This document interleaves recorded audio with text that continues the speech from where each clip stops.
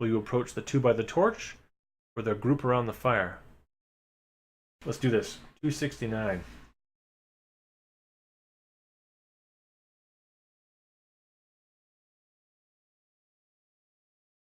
All right, let's get a picture. Let's get a little bit of this illustration here. The two men are dirty and unkempt. As you approach, you can hear them arguing loudly about the price of a dagger. The taller of the two is obviously trying to sell the dagger to the other. He argues that the dagger is enchanted and is worth more than the other is willing to pay for it. As you come closer, he grabs you by the arm and asks you for your opinion on the price of the weapon. What do you say? 5, 8, or 10 gold pieces? So we can low, we can medium, or we can go high. Now, I guess the question is, do we want to make friends with the big guy or the small guy? I'm partial to, one of the extremes. And 8 is playing it safe. Thinking 10. Anybody agree, disagree? Go 10 gold pieces. 225. There we go. This could be, this should be amazing no matter what. He agrees entirely. This artifact is extremely valuable. The shorter man explains that he just doesn't have that kind of money and wanders off into the darkness. The tall man offers you the dagger to you at the bargain price of 9 gold pieces. You may use a fool's gold spell to conjure up enough gold to buy the knife, deduct the spell, or you may apologize and press onwards. Well, darn it, we did not pick a fool's gold spell, so we're out of luck on this one. So let's move on. 245. Missed opportunity there. Could have been enchanted. Who knows? 245.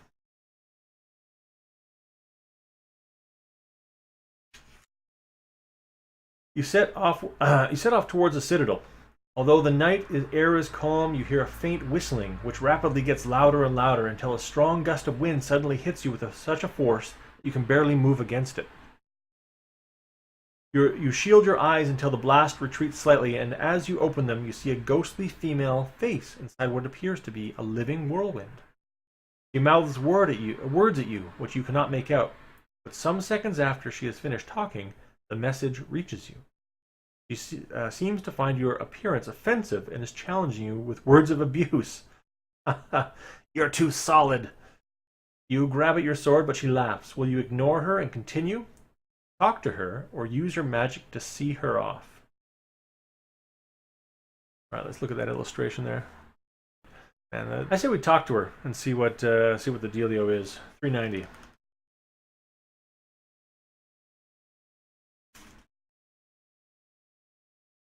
It begins to torment you, blowing you off your feet each time you rise. Test your luck. If you're lucky, 350. If you're unlucky, 122. So testing luck means that we have to roll 2 dice and get lower than our luck score. And we just did it with a 10. But unfortunately, it also means that we have to reduce our luck score. Right. Reduce our luck score by 1. All right. So we are lucky. We're going to turn to 350. See what happens there. Maybe we can charm her over with our steadiness. You try a simple ploy to get rid of her, hoping that she's not too intelligent. Looking into the shadows, you claim to see another similar creature. She claims you are mistaken, but you are convincing. She nips off to investigate, allowing you to rush to the Citadel entrance. We gave her all the old, look over there. I'm sure there's somebody over there. And she fell for it. So, all right. So 218.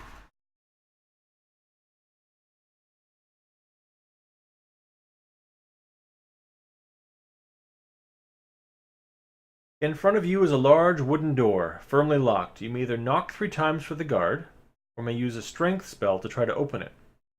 You know what? I'm all for using some magic on this one. And I say we just go all Hercules for sure. All right. Anybody in there in the chat want to chime in? Should we triple knock, or should we beef up?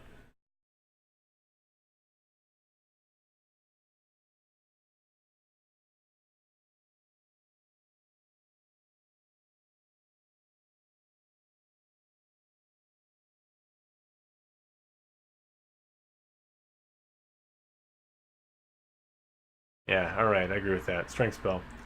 Time for spells. Alright, so let's quickly go to our spells. And we're gonna get rid of one of our strength spells there. And then we're gonna use it. Alright. I feel like, you know, new little Hercules hero song and story for this one. 94. You feel your own growing power. Running at the door, you hit it hard with your shoulder, but it does not budge. Lose one stamina point for your bruise and knock loudly to summon the guard, like super loud, like Hulk smash loud. Oh man, bummer on the stamina. Okay, so we got to remember what our max was. But now we're down to 18. Likewise for luck, max 11. So 10, 19, 11. All right, we're knocking loudly, 118. Like, I think we already knocked once super loudly with our shoulder on that one. The door opens and a large, brutish creature steps out. It has a sharp horn in the middle of its forehead and its skin appears to be armor-plated. It grunts to ask you what you want and demands the password before letting you in. Do you know the password? If so, if not, you'll have to bluff your way in. All right, so there's Rhino Guard there. Pretty badass, actually. Alright, unfortunately we did not find out where the password was, although that was probably somewhere. Alright, so we had to test our luck on that one, and we're got to get 10 or less this time. Oh man, where was -1 on this one? Alright, we got a 9. Unfortunately, that's also reducing our luck again by 1.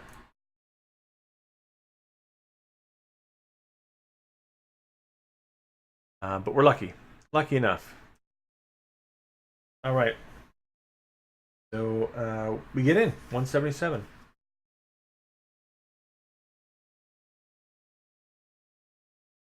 You are in a narrow hallway. This continues for several meters and ends in a doorway.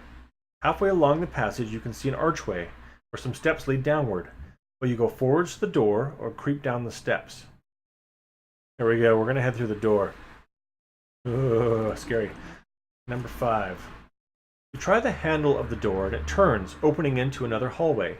Some distance along, the passageway turns to the right and ends shortly in another door. On this door is a sign which reads, "Please ring for butler." Butler's capital B, which worries me. A rope, evidently the bell, hangs by the door. Do you ring as instructed or try the door handle? I suspect a trap on this one. Like, pulling the doorbell is going to release some sort of pit trap or something weird there. You know, we could just go in through the door. I don't know. Thoughts? Avoiding traps? Oh, also, I need a name for this character. If anybody's got a good name, feel free to drop it into chat, and I will change it from the unnamed, since we are now a sorcerer's apprentice / assassin. Getting unluckier by the minute. Alright, so I'm not going to ring the door. I'm going to just try to open the door on this one. Alright, 361.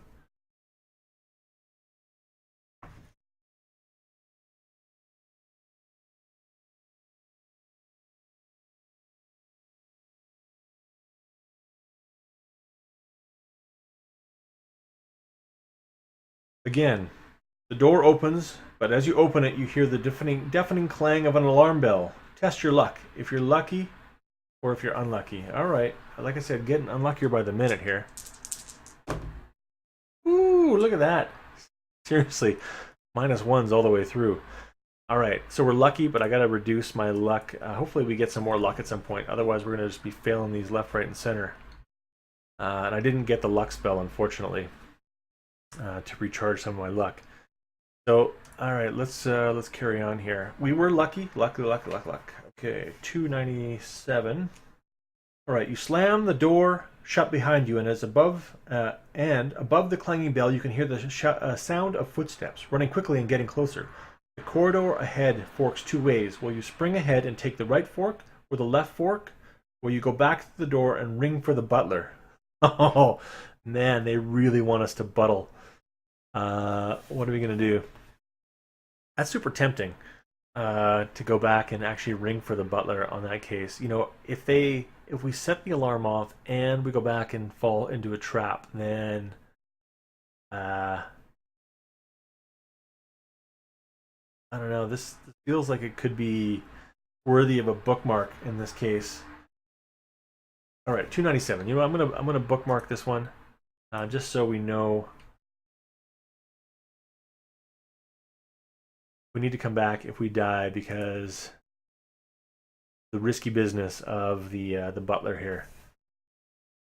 Super tempting. Okay, what's life without risks, right? All right, you know what? Let's do it. 75.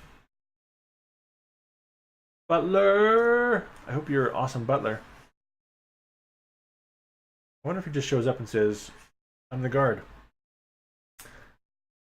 You step through the doorway, close the door behind you, and wait for some time. You hear the footsteps run closer and reach the door. Incomprehensible chattering on the other side of the door eventually dies down, and again you hear footsteps, this time moving away from you. You ring for the butler.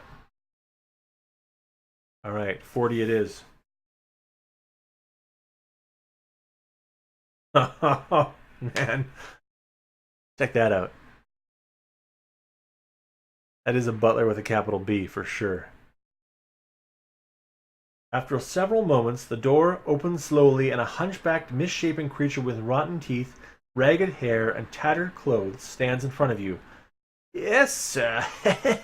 What can I do for you?" growls the half-human creature. "I'm expected," you reply, and walk past him through the door with confidence. He's a little bewildered by your manner and stammers, not knowing whether to challenge you or not. "Which way?" "Oh, sorry, that's me. Which way to the reception room?" you demand. He squints at you as though through one eye and motions towards the left fork of the passage a short distance ahead. Will you believe him and take the left fork, or you distrust this shifty creature and take the right fork? Well, he squints at me like it's it's totally riff raff from Rocky Horror. Oh man, time warp all the way. Too funny. Okay, here's the question then: would you believe riff raff? Would you take that left passage? Oh, the choices. Like, how bad of a person am I? Am I trustful, untrusting?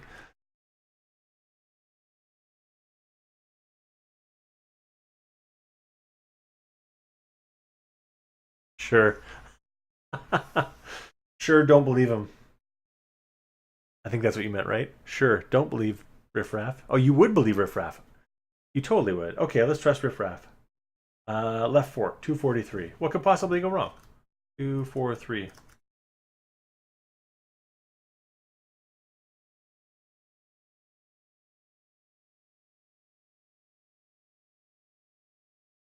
The passage runs along for several meters and then ends at a door. You listen at the door and you can hear a deep, heavy breathing coming from inside, as if some large creature were asleep here. Cautiously, you try the handle and the door opens. Just inside the room just inside, although the room is dark, you can see that a very large goblin-like creature is asleep on the floor. You may either risk tiptoeing into the room, you may return to the fork and try the right-hand passage. Well, I don't know. That's going to be another luck test, I think, right? With 8 luck, some pretty diminishing returns. I mean, the worst case scenario, we wake this guy up and we fight him, right? So, uh, 352. Let's tiptoe through the tulips. Nothing ventured, nothing gained.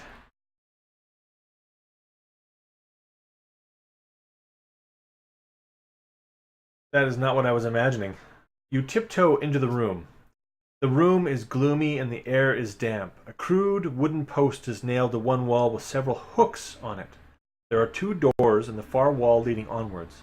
On the post, hanging on the wall, is a makeshift mirror that But as your torch lights up the mirror, its reflection is thrown across the eyes of the sleeping giant, who grunts and stirs. One eye opens, then another, and seeing you, it springs to its feet. It grabs an axe, which it was using as a pillow. That's amazing. The old pillow axe. And quickly undoes the leather sheath to reveal a sharp bronze head. The giant creature is a gark, all caps gark, exclamation point. Large and brutish garks are half goblin, half giant, bred by master sorcerers for their aggressive character. Although somewhat stupid, they are rather tough beasts with a warlike nature. Will we? Dash for the doors. Draw your sword, ready for a fight. Apologize, the disturbing creature, or prepare to use a spell. Alright, so, I mean, we have strength, weakness, illusion, ESP. A couple spells that may be useful in this situation. But maybe not. Alright. He's pretty big. I know it was on my Amazon gift list that the old pillow axe, the double-edged one, it's like, cuts your hair while you sleep.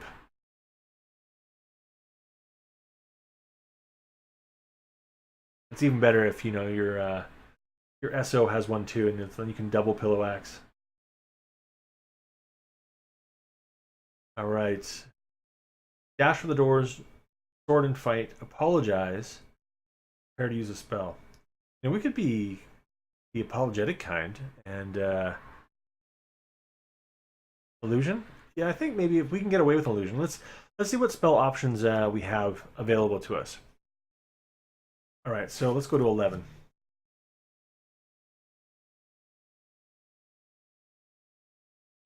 Alright, I can use a Fool's Gold spell, which we don't have, a Creature Copy spell, which we don't have, ESP spell, which we do have, and we have 2 of, or a Weakness spell, which we only have 1 of. So I think that let's go for ESP 128. Somebody's going to tell me that he wants to eat me with this pillow axe. As the spell takes its effect, you begin to get various thoughts as they flash through the creature's mind. Apart from a feeling of fear that its captain might find out it was asleep at its post and let an intruder in, it holds some strange reverence for a carved hairbrush, which is apparently in the room somewhere. But this is all you receive, and must now defend yourself from its attack with something. But you use a sword, Fool's Gold. Well, you know what? We're just gonna have to just super stab this dude. Sorry, gark. Capital gark. 336. All right, I got to strike off an ESP spell too. 336.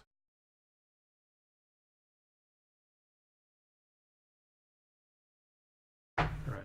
Now we have to resolve this battle. So after 4 attack rounds, you may escape through one of the doors. Otherwise, you may continue the fight to the death. All right, so it's good to get an option because this guy has like. Okay, so this is why we're doing the abridged combat, because this stamina is 11. Every hit back and forth, combat's resolved each turn in your favor or in the enemy's favor, and the loser receives 2 points of damage. So this is like a lot of dice rolling. So again, expediency. It rolls a total of 14 with our skill of 10. We have a total of 17, and we take it to the gark. All right, fast and brutal. So we battle and resolve, and sorry, ESP spell. I need to take one off of those spell list. ESP, and there we go. 1 ESP spell, and here we go. We win 180. I want to find out what that hairbrush was doing. Dark loves the hairbrush. 180. The great gark lies dead on the ground. You wait for a minute to see whether the commotion will attract any guards, but all appears to be safe. You go through the creature's effects, but find little of value. Inside a pouch strung around its waist are 6 gold pieces and an ornate hairbrush. You may take these with you if you wish. Heck yeah! He loved that hairbrush. We're going to find out why, hopefully. Otherwise, it's just a weird detail. Okay, hold on. I'm going to type some stuff in. Into the gear. That was 6 gold. And we have an ornate hairbrush.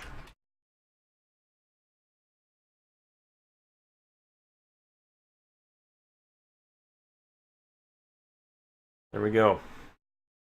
Update-orific.